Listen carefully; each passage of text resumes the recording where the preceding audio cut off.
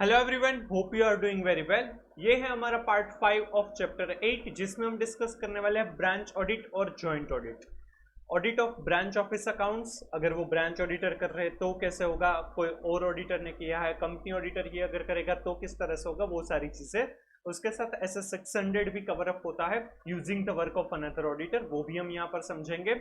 और joint audit मतलब कि एक से ज्यादा ऑडिटर मिलकर एक ऑर्गेनाइजेशन का ऑडिट करते हैं, तो ऐसे 299 joint audit of financial statements हम यहाँ पर समझने वाले हैं। इसके पहले ऑलरेडी हमने एस एस 700 की सीरीज के जितने भी एस एस थे जो सी ए इंटर की सिलेबस में है वो हमने समझ लिए हैं। एस एस 700, एस एस 701, 705, 706 और 710। होपफुली वो सारे ही वीडियोस आपने देख लिए होंगे, राइट। तो चलिए समझते हैं audit of branch office accounts. Organization में मोर देन वन ब्रांचेस हो सकती है जो वेरियस लोकेशंस पर हो, राइट। तो उसमें भी क्या होता है कि कई बार कंपनी का जो ऑडिटर है, ऑर्गेनाइजेशन का जो ऑडिटर है, वही वो सारी ब्रांचेस को भी कवर अप करता है। बट कई बार वो ब्रांचेस का जो क्वांटम है बहुत ज्यादा होता है, वो ब्रांचेस सभी का ऑडिट करना कंपनी ऑडिटर के लिए पॉसिबल नहीं होता, प्रैक्टिकल नहीं होता, इसीलिए ब्रांच के लिए स्पेसिफिक अलग से ऑडिट रखे जाते हैं, तो वो ब्रांच ऑडिटर हो सकते हैं। तो ब्रांच ऑडिटर है वो जनरली कंपनी ऑडिटर को रिपोर्ट वगैरह करेंगे, और उसके बाद कंपनी ऑडिटर है वो पूरी ही ऑर्गेनाइजेशन के ऊपर पूरे ही ऑर्गेनाइजेशन के फाइनेंशियल स्टेटमेंट के ऊपर अपना ओपिनियन देते हैं, राइट। तो वो सारी चीजें हम यहाँ पर समझने वाले हैं, चलिए वो देखते हैं। As per section 128 subsection 1 of the Companies Act 2013, every company shall prepare and keep at its registered office books of account and other relevant books and prepare and papers and financial statements for every financial year which give a true and fair view of the state of affairs of the company. Her company को सारे books of account, सारे relevant documents वगैरह अपने registered office पर रखने जरूरी है, including that of its branch office or offices if any, and explain the transactions affected both at the registered office and its branches, and such books shall be kept on accrual basis and according to the double entry system of accounting. वो सारी branch office के लिए भी रखने जरूरी है, और उसमें जो भी एक्सप्लेनेशन, जो भी नेसेसरी चीज होगी वो सारी चीजें होनी चाहिए। और ये जो अकाउंट्स है वो अक्रूवल बेसिस पर रहेंगे और डबल एंट्री सिस्टम पर होगा। कंपनीज के लिए अक्रूवल कॉन्सेप्ट फॉलो करना कंपलसरी है, बाकी ऑर्गेनाइजेशन में कैश सिस्टम या अक्रूवल सिस्टम कर सकते हैं। फंडामेंटल अकाउंटिंग अजम्पशन के हिसाब से अक्रूवल होगा, बट स्पेसिफिकली मेंशन करके वो कैश सिस्टम यूज कर सकते हैं, बट कंपनीज के केस में ये पॉसिबल अलाउड नहीं है। It may be noted that all or any of the books of account aforesaid and other relevant papers may be kept at such other place in India as the board of directors may decide, and where such a decision is taken, the company shall within 7 days thereof file with registrar a notice in writing giving the full address of that other place. Board of directors decide करके कोई और place पर भी ये सारे books of accounts रख सकते हैं, बट उसमें विद इन 7 डेज जो भी वो दूसरी जगह पर रखने का डिसाइड करते हैं, 7 डेज के अंदर अंदर उनको रजिस्ट्रार को ये नोटिस करना होगा, और वो जो full address of that location उनको बताना होगा। Students may also note that the company may keep such books of account or other relevant papers in electronic mode in such a manner as may be prescribed. ये जो books of account है वो electronic mode में भी रख सकते हैं, और जनरली इलेक्ट्रॉनिक मोड पे ही अब तो होगा, सब कुछ सॉफ्टवेयर में ही होगा, और वो जनरली सभी जगह से एक्सेस हो सकता है।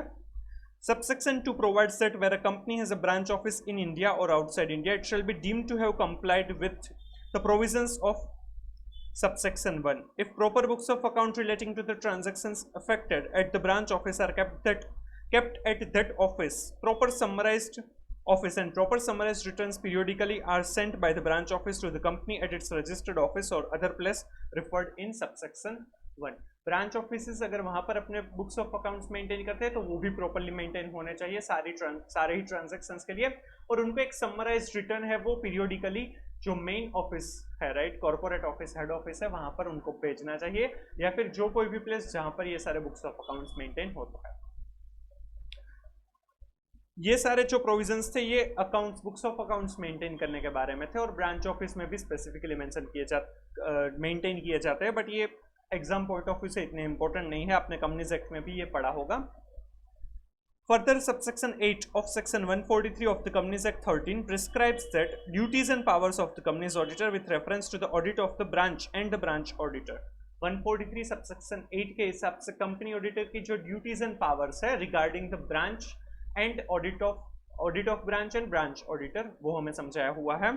Where a company has a branch office, the accounts of that office shall be audited either by the auditor appointed for the company, herein referred to as a company's auditor under the act, or by any other person qualified for appointment as an auditor of the company under this act and appointed as such under section 139, or where the branch office is situated in country outside India, the accounts of the branch office shall be audited either by the company's auditor or by an accountant or by any other person duly qualified to act as an auditor of the accounts of the branch office in accordance with the laws of the country and the duties and powers of the company's auditor with reference to the audit of the branch and the branch auditor, if any shall be such as may be prescribed. थोड़ा सा बड़ा paragraph था, but यहाँ पर इतना कह रहे हैं कि जो कंपनी ऑडिटर है, मतलब कि जो कंपनी का पूरा कंपनी का जो ऑडिट करने वाले हैं वो कंपनी ऑडिटर कहलाया जाएगा। वो खुद ब्रांच का ऑडिट कर सकता है या फिर ब्रांच ऑडिटर है वो अलग से भी अपॉइंट किया जा सकता है as per section 139 of the Companies act 2013। Section 139 है वो अपॉइंटमेंट ऑफ ऑडिटर रिलेटेड है, जो आपने लॉ में पढ़ा होगा in detail, right.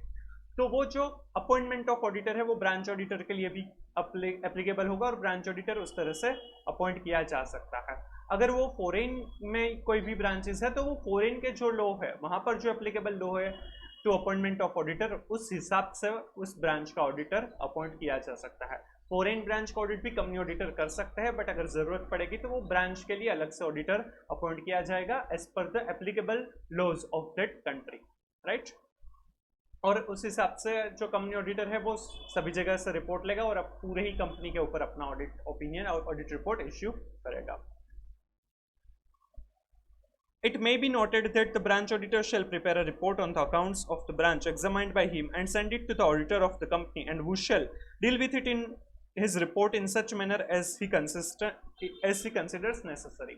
Branch auditor है वो अपना रिपोर्ट है वो किसको देगा, जो कंपनी ऑडिटर है उनको भेजेगा, और वो कंपनी ऑडिटर है उनको जिस तरह से जरूरत पड़ेगी, जिस तरह से नेसेसरी लगेगा उस तरह से वो कंसिडर करेंगे। ये आपको ऐसे डिस्क्रिप्टिव या फिर एमसीक्यू में पूछ सकते हैं कि ब्रांच ऑडिटर किसको रिपोर्ट करेंगे। Further, as per Rule 12 of the Company's Audit and Auditors Rules 2014, the branch auditor shall submit his report to the company's auditor, and reporting of fraud by the auditor shall also extend to such branch auditor to the extent it relates to the concerned branch. आपने law में पढ़ा होगा, अगर कोई भी report, कोई भी fraud वगैरह मिलता है ऑडिटर को, अगर वो मोर देन 1 करोड़ रुपीज है तो वो सेंट्रल गवर्नमेंट को इन्फॉर्म करना जरूरी है, अदरवाइज बोर्ड ऑफ डायरेक्टर या फिर ऑडिट कमेटी को इन्फॉर्म करना जरूरी है। हम आगे भी पढ़ने वाले हैं, सेक्शन 143 सब सेक्शन 12 के हिसाब से वो आता है। तो वो जो रिपोर्टिंग, वो जो ड्यूटी है इन्फॉर्म करने की, फ्रॉड रिपोर्टिंग की जो ड्यूटी है वो ब्रांच ऑडिटर को भी एप्लीकेबल होगी, कंपनी ऑडिटर को भी एप्लीकेबल होगी और वो ब्रांच ऑडिटर को भी एप्लीकेबल होगी, बट वो ब्रांच का फ्रॉड होना चाहिए तभी वो ब्रांच ऑडिटर को एप्लीकेबल होगा, right. For better understanding let's now have a look at the following definitions. अब यहाँ पर कुछ डेफिनेशंस दी गई है, ये SS 600 के हिसाब से है। SS 600 है using the work of another auditor. Company auditor है वो ब्रांच ऑडिटर के वर्क को यूज करके उस ब्रांचेस के भी जो फाइनेंशियल इंफॉर्मेशन है वो बराबर है वो या नहीं है, जो भी ब्रांच ऑडिटर ने रिपोर्ट किया है उसको कंसीडर करके पूरी ही कंपनी के ऊपर अपना ओपिनियन देते हैं, राइट। तो यहाँ पर another auditor that is branch auditor के वर्क को यूज किया जाता है। वो कई बार कंसोलिडेटेड फाइनेंशियल स्टेटमेंट है तो उसके ऊपर जब रिपोर्ट होता है तो जो सब्सिडरीज एसोसिएट्स है उन सभी के जो ऑडिटर है, राइट, उनके ऊपर वो जो कंपनी ऑडिटर है कंसोलिडेटेड फाइनेंशियल स्टेटमेंट पर जो साइन करने वाला है वो ऑडिटर है वो उनका काम यूज करता है और उनके ऊपर रिलाई करता है, तो वहां पर भी SS 600 अप्लाई होता है, राइट। तो ये ब्रांच है, सब्सिडरी, एसोसिएट, जॉइंट, राइट, उन जो भी अलग अलग कंपोनेंट्स का ऑडिट हुआ है उसके ऊपर जो मेन ऑडिटर है, प्रिंसिपल ऑडिटर है, वो रिलाई करता है उनके ऊपर के ऊपर, इवन वो उनको गाइडेंस वगैरह भी दे सकता है, तो वो सारी चीजें SS 600 में कवर अप होती है। Principal auditor means the auditor with responsibility for reporting on the financial information of an entity when that financial information includes the financial information of one or more components audited by another auditor. Principal auditor उसे कहा जाएगा जो entity के बारे में report करने वाला है, फाइनेंशियल इंफॉर्मेशन के बारे में, और उसमें बहुत सारे कंपोनेंट्स है, एंड वन और मोर कंपोनेंट्स मतलब कि ब्रांच है, एसोसिएट कंपनी है, जॉइंट सब्सिडरी वगैरह है, तो वो सारी चीजें यहाँ पर कवर अप होती है। और वो किसने ऑडिट किया है, अनदर ऑडिटर ने, मतलब कि ब्रांच ऑडिटर, सब्सिडरी के ऑडिटर एटसेट्रा ने, उन्होंने जो काम किया है उसके ऊपर भी वो रिलाई करके पूरी ही एंटिटी के फाइनेंशियल इंफॉर्मेशन पर वो रिपोर्टिंग करने वाला है, तो उसे प्रिंसिपल ऑडिटर कहा जाएगा। Other auditor means an auditor other than the principal auditor with responsibility for reporting on the financial information of a component, component मतलब कि वो जो particular branch, particular subsidiary company, associate company etcetera, which is included in the financial information audited by the principal auditor। जो principal auditor जिस entity का, जिस financial information का audit करते हैं, उसमें वो जो अनदर ऑडिटर ने जो भी कंपोनेंट का ऑडिट किया है उनकी फाइनेंशियल इंफॉर्मेशन भी इंक्लूड की गई है। तो जो अदर ऑडिटर है वो कोई और कंपोनेंट का ऑडिटर है जिसकी फाइनेंशियल इंफॉर्मेशन भी पूरी ही एंटिटी के फाइनेंशियल इंफॉर्मेशन में ऐड की गई है, जिनका ऑडिट प्रिंसिपल ऑडिटर ने किया है, वो करने वाला है, राइट।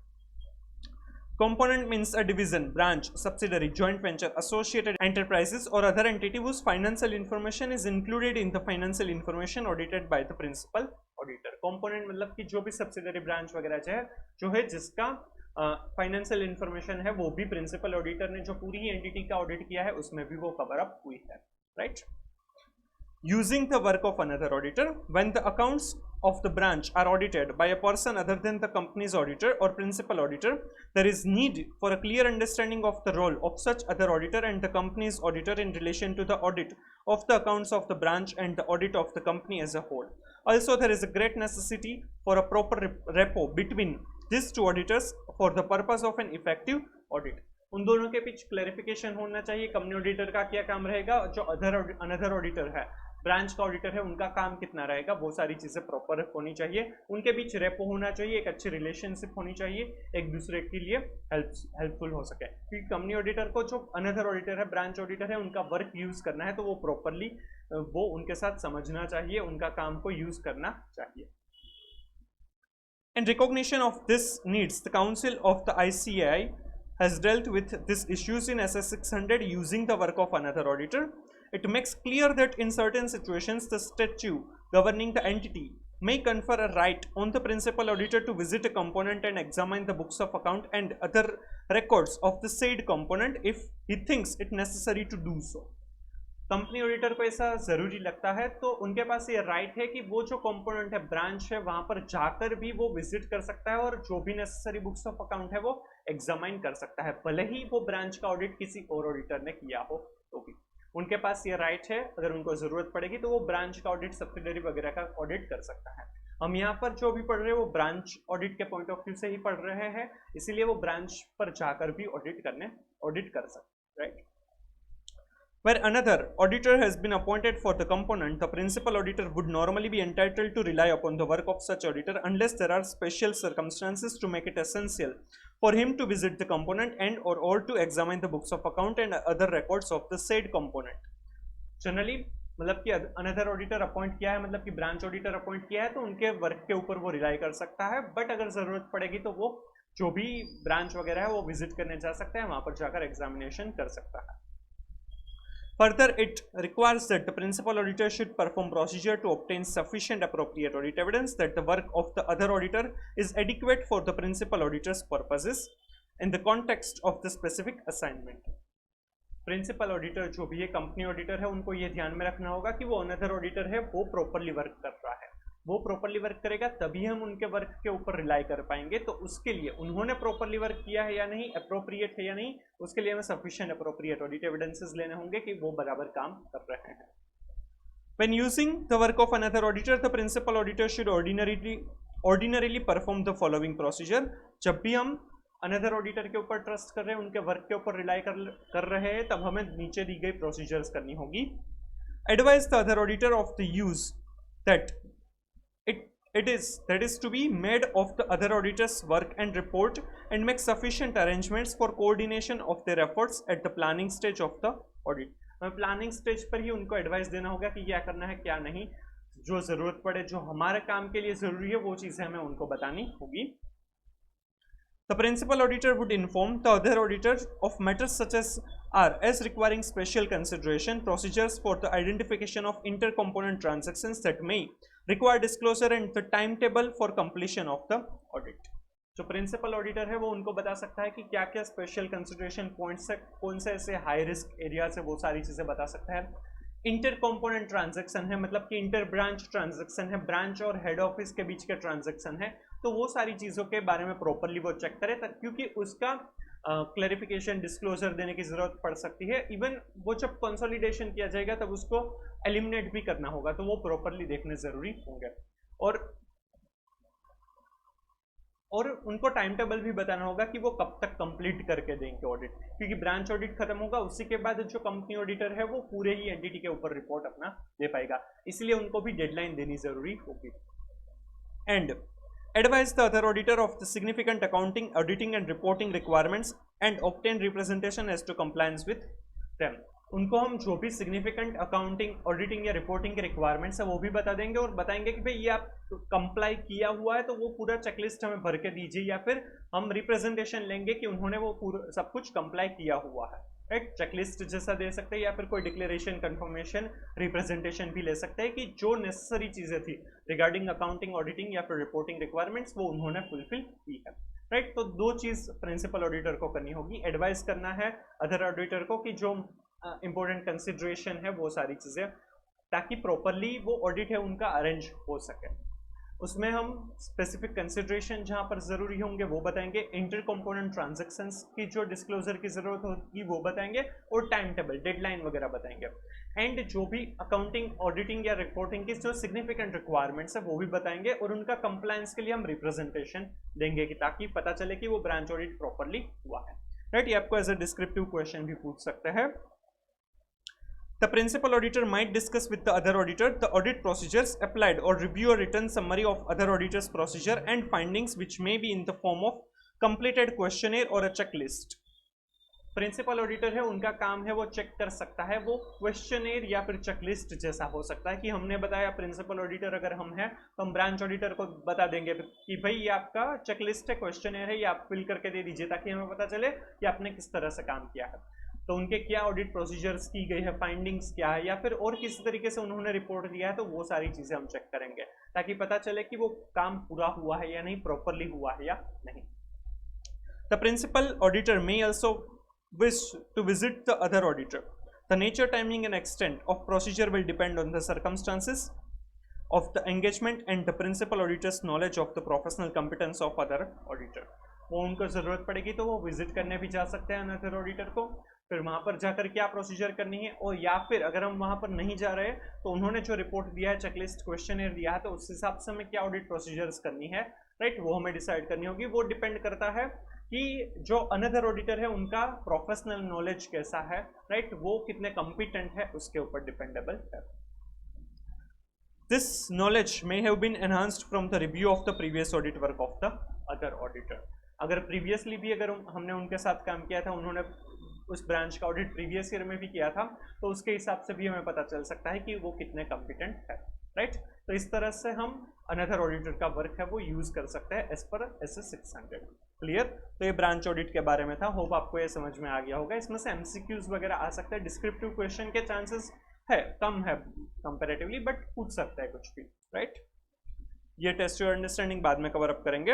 अब हम देखेंगे जॉइंट ऑडिट, जहां पर मोर देन वन ऑडिटर है वो ऑडिट करता है एक ऑर्गेनाइजेशन का फाइनेंशियल स्टेटमेंट्स का, जहां पर कॉम्प्लेक्सिटी ज्यादा है, साइज ऑफ द ऑर्गेनाइजेशन बहुत बड़ा है, वहां पर जॉइंट ऑडिट है वो जनरली किया जाता है। The practice of appointing CA as joint auditors is quite widespread in big companies and corporations.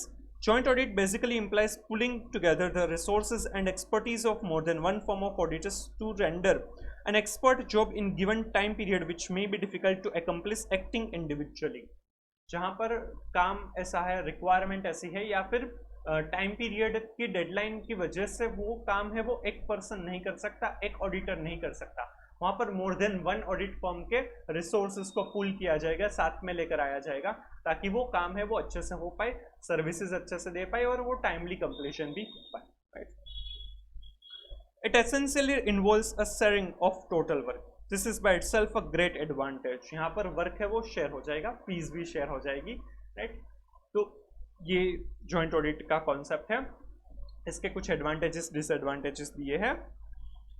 Advantages है सबसे पहले शेयरिंग ऑफ एक्सपर्टीज, सारे ही एक्सपर्ट्स हो सकते हैं वो फील्ड में, कोई स्पेसिफिक एरियाज में, तो वो हेल्प मिल सकती है। एडवांटेज ऑफ म्यूचुअल कंसल्टेशन, एक दूसरे को कंसल्ट कर सकते हैं ताकि जो सर्विसेज प्रोवाइड करेंगे ऑडिट की वो बहुत अच्छी हो सकती है, क्योंकि कुछ एरियाज ऐसे हो सकते हैं कॉम्प्लेक्स हो सकते हैं जहाँ पर समझना, एक दूसरे से कंसल्ट करेंगे, एक दूसरे की एक्सपर्टीज की हेल्प लेंगे तो वो ज़्यादा अच्छे से कर पाएंगे, तो वो बेनिफिट मिल सकता है। लोअर वर्कलोड कम हो जाएगा क्योंकि वहाँ पर मोर देन वन ऑडिटर है, बट एक्चुअली वो लोअर वर्कलोड होगा तो कंसिडरेशन भी कम हो जाएगा, तो वो वैसे डिसएडवांटेज भी है। बेटर क्वालिटी ऑफ परफॉर्मेंस, जो वर्क होगा वो क्वालिटी वाला होगा, ज़्यादा अच्छे से परफॉर्मेंस मिल पाएगा। Improved services to the client को अच्छी सर्विस मिल पाएगी। In respect of multinational companies, the work can be spread using the expertise of the local firms which are in the better position to deal with detailed work and the local laws and regulation. Multinational companies होगी तो वो जो भी उस location, उस country के जो auditors होंगे उनको ज़्यादा लो रेगुलेशन, वहाँ का कल्चर वगैरह पता होगा तो वो अच्छे से काम कर पाएंगे। Lower staff development cost, staff को डेवलपमेंट का जो कॉस्ट है, ट्रेनिंग वगैरह देना, वो सारी चीज़ें कम हो जाएगी, वो खर्चा कम हो सकता है। Lower cost to carry out the work, काम करने का जो खर्चा होगा वो कम होगा, फीस भी कम मिलेगी। A sense of healthy competition towards a better performance, एक दूसरे में थोड़ा सा ऐसा होगा कि मैं अच्छे से परफॉर्म करूँ तो वो बेटर क्वालिटी प्रोवाइड कर सकते हैं। डिसएडवांटेजेस दिए हैं, the fees being shared, the biggest disadvantage कह सकते हैं, फीस शेयर हो जाएगी। Psychological problem where firms of different standing are associated in the joint audit, different standings मतलब कि कितनी बड़ी वो फर्म है, राइट, तो उस वजह से क्या हो सकता है कि साइकोलॉजिकल प्रॉब्लम हो सकती है कि ये बिग फर्म है, राइट, ये मिडिल फर्म है, ये स्मॉल फर्म है, तो उसमें ये प्रॉब्लम हो सकता है कि इनको तो आता होगा, हमको नहीं आता होगा, superiority inferiority complex, general superiority complex of some auditors, कुछ ऑडिटर्स है उनको खुद को बहुत ही ज़्यादा ही अच्छा मानते होंगे, तो प्रॉब्लम हो सकता है वो अच्छे से काम नहीं करेंगे, वो दूसरे को हेल्प नहीं करेंगे, जो ऊपर दिए गए एडवांटेजेस थे, एक्सपर्टीज, म्यूचुअल कंसल्टेशन, वो सब कुछ अच्छे से नहीं हो पाएगा। Problems of coordination of the work, coordination नहीं हो पाए ऐसा हो सकता है, एक दूसरे को हेल्प नहीं करे ऐसा हो सकता है, कुछ एरियाज है वो निग्लेक्ट हो जाएंगे, राइट, तो ऐसा प्रॉब्लम हो सकता है, राइट, कोऑर्डिनेशन की वजह से भी। कम्युनिकेशन नहीं करेंगे ऐसा भी हो सकता है, अगर ईगो वगैरह आ गया तो भी। Areas of work of common concern being neglected, सभी को जो साथ में करना था, कॉमन एरियाज थे, वो निग्लेक्ट हो सकते हैं। Uncertainty about the liability for the work done, कई बार ऐसा भी प्रॉब्लम हो सकता है कि ये काम किसने किया या फिर किसी ने नहीं किया तो ये किसकी लायबिलिटी थी, राइट, ऐसे प्रॉब्लम्स ना हो इसीलिए रिटर्न में मेंशन किया जाता है कि कौन से एरियाज कौन चेक करने वाला है, किसकी क्या रिस्पॉन्सिबिलिटीज रहेगी, एटसेट्रा, राइट, तो ये एडवांटेजेस डिसएडवांटेजेस थे, इतने इंपॉर्टेंट नहीं है बट फिर भी पूछ सकते हैं, एक बार आपको देख कर जाना चाहिए। ICAI has issued SA 299 joint audit of financial statements which lays down the principles for effective conducts of joint audit to achieve the overall objectives of the auditor as laid down in SA 200 overall objectives of the independent auditor and conduct of an audit in accordance with SS. This standard deals with the special consideration in carrying out audit by joint auditors. It requires that यहाँ पर क्या क्या चीज़ें necessary है joint audit में, ये आपको as a descriptive question या इसमें से एमसीक्यूज भी पूछ सकते हैं। The engagement partner and other key members of the engagement team from each of the joint auditors should be involve in planning the audit, जितने भी जॉइंट ऑडिटर्स है सभी के जो एंगेजमेंट पार्टनर है और जो की ऑडिट एंगेजमेंट टीम मेंबर्स है वो सभी प्लानिंग में इन्वॉल्व होने चाहिए ताकि अच्छे से वो प्लानिंग हो पाए, सभी की रिस्पॉन्सिबिलिटीज अच्छे से डिवाइड हो पाए। The joint auditors should jointly establish an overall audit strategy which sets the scope, timing and direction of the audit and also guides the development of the audit plan. हमने audit strategy, overall audit strategy क्या है वो in detail chapter 2 में समझा हुआ है, तो audit strategy में स्कोप, टाइमिंग, डायरेक्शन वगैरह सेट किया जाता है, तो वो ओवरऑल ऑडिट स्ट्रेटजी है, पूरे ही ऑडिट की क्या रहेगी वो अच्छे से डिसाइड कर पाएंगे, वो साथ मिलकर डिसाइड करेंगे, प्लानिंग वगैरह साथ मिलकर किया जाएगा। Before the commencement of the audit, the joint auditors should discuss and develop a joint audit plan. In developing the joint audit plan, the joint auditors should joint audit plan बनाया जाएगा ताकि वो अच्छे से काम हो पाए, सारी चीजें कवर अप हो पाए। उसमें है identify division of audit areas and common audit areas.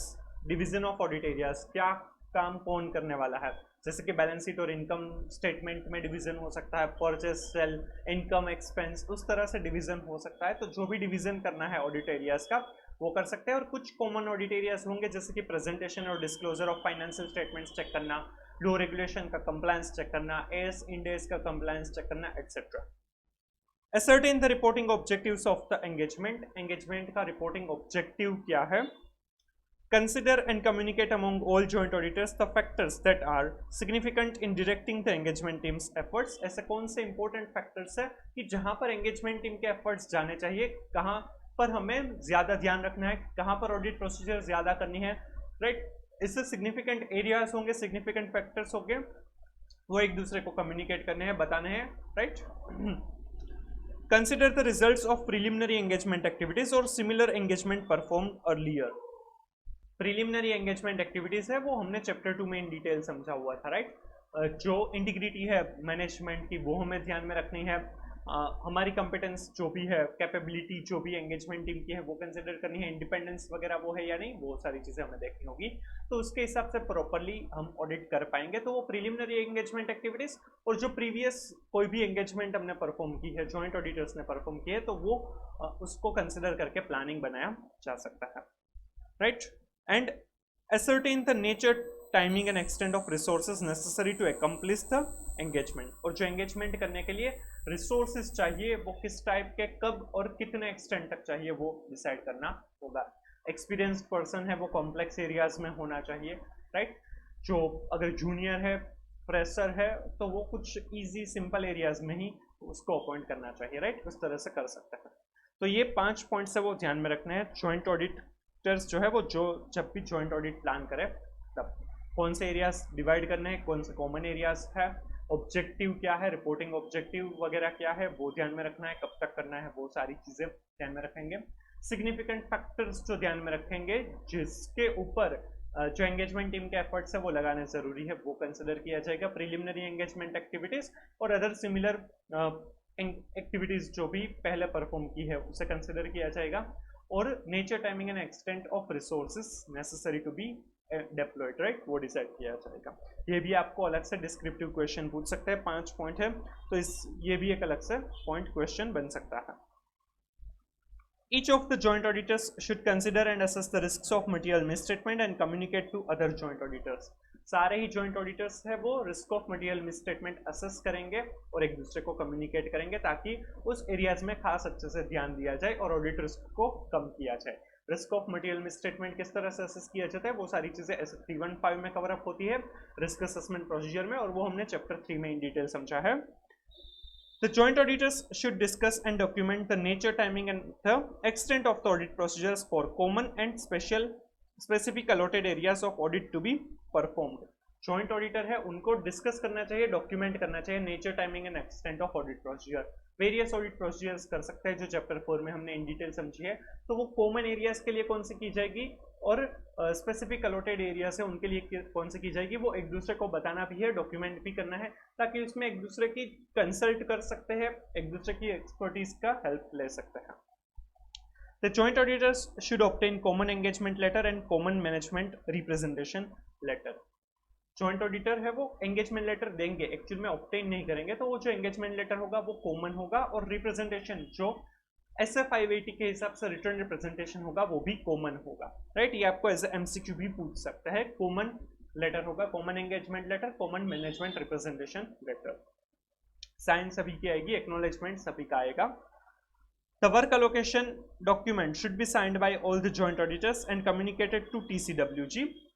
जो वर्क अलोकेशन किया है, स्पेसिफिक एरियाज जो अलोकेट किए गए हैं वो साइन किया जाएगा सारे जॉइंट ऑडिटर्स के द्वारा और वो TCWG को भी बताया जाएगा ताकि कोई भी प्रॉब्लम ना हो, कोई भी कंफ्यूजन ना हो, राइट? तो ये सारे इंपॉर्टेंट रिक्वायर्ड पॉइंट्स है। सबसे पहले तो हमें बताया गया है कि जो की एंगेजमेंट के मेंबर्स और एंगेजमेंट पार्टनर्स से सारे ही जॉइंट ऑडिटर्स के वो ऑडिट प्लानिंग में इन्वॉल्व होंगे। फिर ओवरऑल ऑडिट स्ट्रेटेजी बनाई जाएगी जिसमें ऑडिट का timing, scope and direction decide किया जाएगा और उसके बेसिस पर ऑडिट प्लान डेवलप किया जाएगा। जब भी ऑडिट प्लान डेवलप किया जाएगा उसमें 5 चीजें कवर अप करनी है, कॉमन ऑडिट एरियाज और division of the audit areas. Then ascertain करना है कि रिपोर्टिंग ऑब्जेक्टिव्स क्या रहेंगे, फिर कम्युनिकेट करना है और एक दूसरे को कंसिडर करना है जो भी ऐसे सिग्निफिकेंट फैक्टर्स है जहां पर एंगेजमेंट टीम के एफर्ट्स जाने चाहिए। देन कंसिडर करना है कि प्रीलिमिनरी एंगेजमेंट एक्टिविटीज के जो रिजल्ट्स थे और प्रीवियसली जो कोई भी एक्सपीरियंस था वो फिर nature, timing and extent of resources कहाँ पर डिप्लॉय करने ज़रूरी है। फिर जो भी ऑडिटर है उनको अलग अलग से असेस करना है रिस्क ऑफ मटेरियल मिसस्टेटमेंट और एक दूसरे को कम्युनिकेट भी करने ज़रूरी हो जाएंगे। फिर डिस्कस और डॉक्यूमेंट करने हैं nature, timing and extent of audit procedures for common as well as divided areas, right. Joint auditor है उनको वो कॉमन एंगेजमेंट लेटर इश्यू करेंगे और common management representation letter, return representation letter है वो रिसीव करेंगे, ऑब्टेन करेंगे। और जो वर्क अलोकेशन डॉक्यूमेंट है वो साइन करेंगे सारे ही जॉइंट ऑडिटर्स और वो TCWG को भी इन्फॉर्म किया जाएगा। ये आपको ऐसे डिस्क्रिप्टिव क्वेश्चन भी पूछ सकते हैं और इसमें से MCQs भी आ सकते हैं, right. It further states that in respect of audit work divided among the joint auditors, each joint auditor shall be responsible only for the work allocated to such joint auditor, including proper execution of the audit procedures.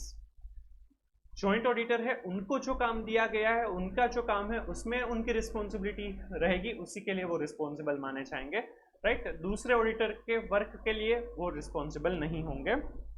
On the other hand, all the joint auditors shall be jointly and severally responsible for, सारे ही joint auditors है नीचे दिए गए points के लिए वो jointly and severally responsible होंगे। तो audit work which is not divided among the joint auditors and is carried out by all joint auditors, जो काम सभी लोगों ने साथ में किया है, जो डिवाइड नहीं किया गया है, उस वर्क के लिए सारे ही लोग जॉइंटली एंड सेवरली रिस्पॉन्सिबल है।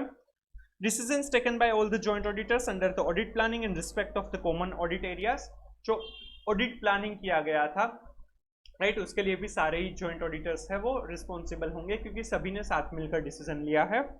Matters which are brought to the notice of the joint auditors by any one of them and there is an agreement among the joint auditors on such matters. एक auditor ने दूसरे auditors को बताया था और सभी लोगों ने वो माना भी था, एक्नॉलेज भी किया था, एग्री भी किया था, तो उसके लिए सारे ही लोग है वो रिस्पॉन्सिबल माने जाएंगे, right. Examining that the financial statements of the entity comply with the requirements of the relevant statutes, law regulation statutes का compliance हुआ है या नहीं, उसके लिए सारे लोग jointly and severally responsible होंगे।